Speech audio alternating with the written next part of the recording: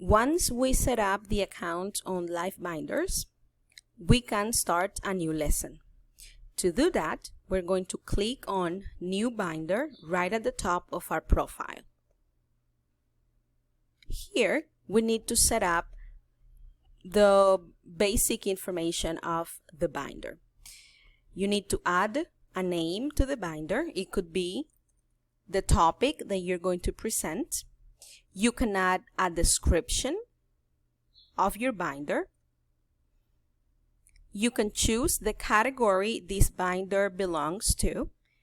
In this case, this binder is under education, and you're going to choose if you want the binder to be public or private. Personally, I believe that setting up as a public binder is better so that students can have access to it without any limitations.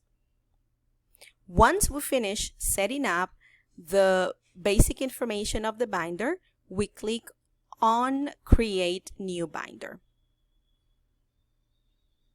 Then we get a new page where we have edition buttons. This is using these buttons we can add, delete, and modify content of our binder. Now we're going to work on the settings. We're going to click on the button Settings, and we will get a small window with 5 setting options. The first one is Name.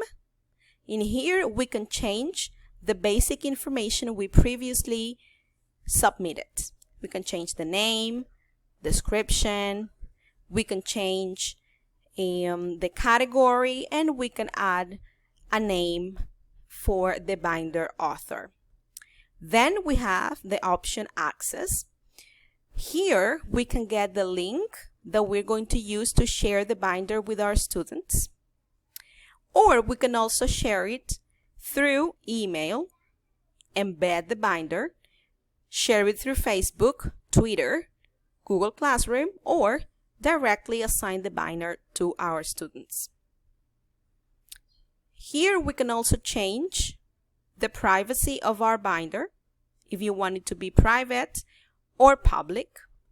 And if you want, you can set up a password for increasing security.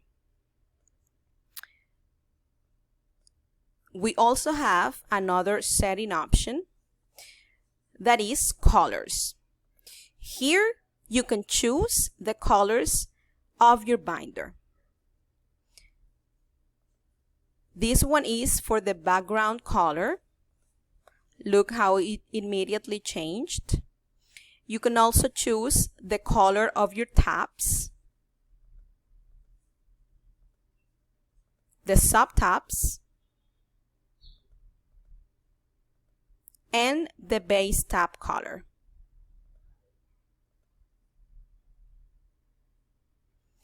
We can also change the layout. We can choose where the tabs appear.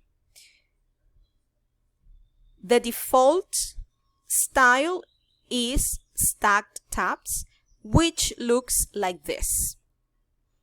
The tabs are at the top of the binder.